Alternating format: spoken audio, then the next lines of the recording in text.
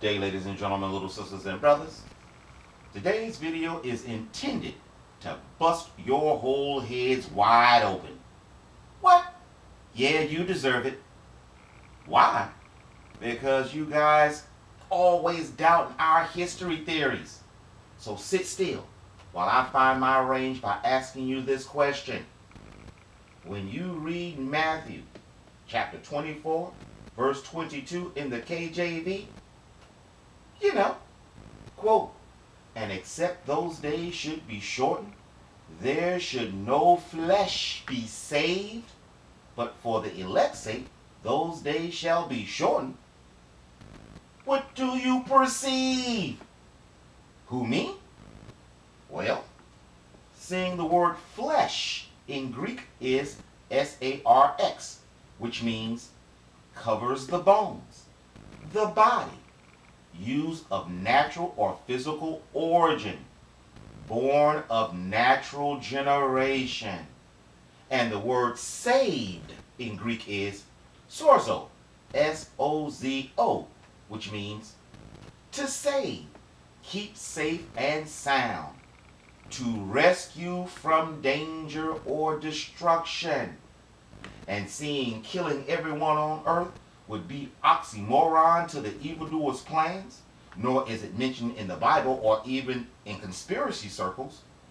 To me, that can only mean, unlike the pre-flood days, if my God didn't interrupt the evildoers' endeavors, all original flesh upon the earth would be replaced by corrupted, strange flesh tares.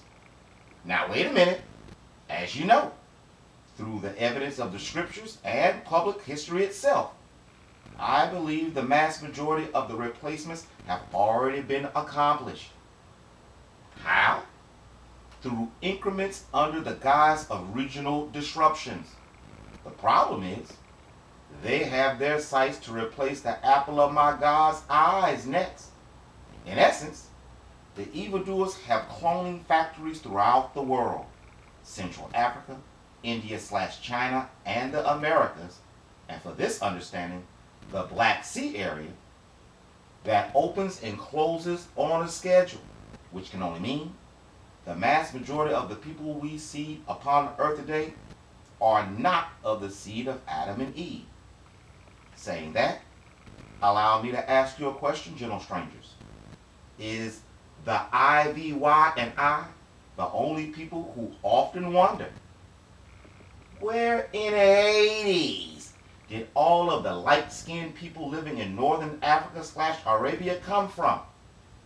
You know, my Hamid's kinfolk. They stick out like a sore thumb in history, don't they? Before you answer, I beseech thee for one last question before we start. Remember when we found out that ancient Egyptians were genetically different from what is supposed to be their African brothers? Well, if you remember that, check this out. According to the National Geographic, under surprising DNA found in ancient people from Southern Europe, March 14th, 2019, yesterday, cutting to chases, quote, in a new paper in the journal Science, reputable, very reputable, a group of 111 population geneticists and archaeologists charted 8,000 years of genetics in the region. Listen up, listen up. They paint a picture that shows plenty of genetic complexity, but that also hints at a single mysterious migration about 4,500 years ago that completely shook up ancient Iberians' DNA. Bronze Age bingo. Under the men of the steeps. Listen closely. Quote, beginning in the Bronze Age, the genetic makeup of the area changed dramatically. Starting in about 2500 BC, genes associated with people from the steeps near the Black and Caspian Seas in what is now Russia can be detected in the Iberian gene pool. Listen closely, listen closely.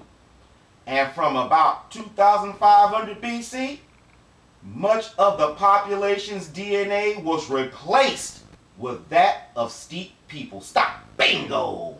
That's where these light-skinned people came from. The Black Sea Laboratory we discovered in our Bronze Age history series.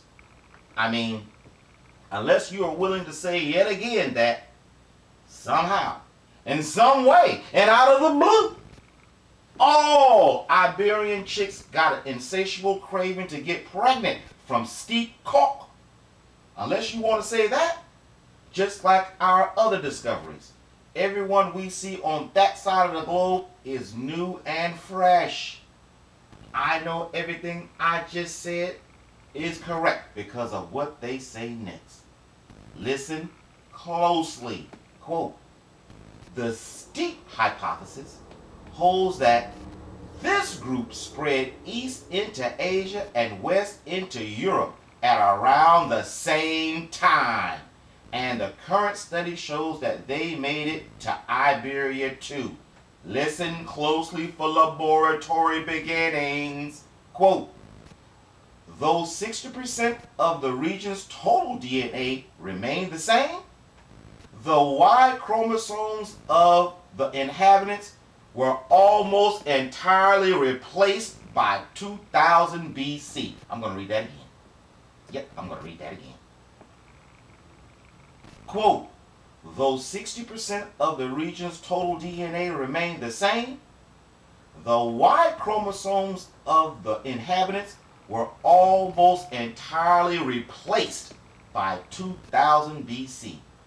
That suggests a massive influx of men from the steppes, since Y chromosomes are carried only by men. Example, bingo! Again, unless you're willing to say all of the Iberian chicks were like the modern black chick, you know, think strange flesh is the best. Misogyny, misogyny. We have the missing link answer that lights the match to blowing Muhammad out the water. Endure.